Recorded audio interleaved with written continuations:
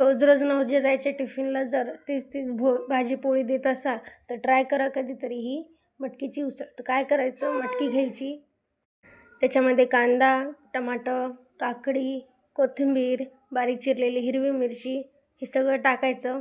त्याच्यानंतर लाल तिखट, मीठ आणि थोडंसं तेल टाकायचं. तुम्ही याच्यात आंबटपणासाठी लिंबूचा रससुद्धा टाकू शकता, पण मी इथे टाकलेलं नाही आहे. आणि याला चांगलं मिक्स करायचं.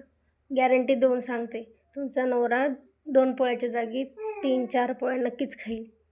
आणि मस्त डब्यात टाकून ही कोशिंबीर भाजी पोळीसोबत नवऱ्याला डब्यावर द्यायची. ते नक्कीच आवडीनं खातील. रेसिपी आवडल्यास लाईक करा, शेअर करा आणि कॉमेंट करा आणि चॅनलला सबस्क्राईब करा.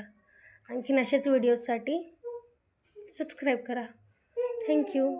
बाय.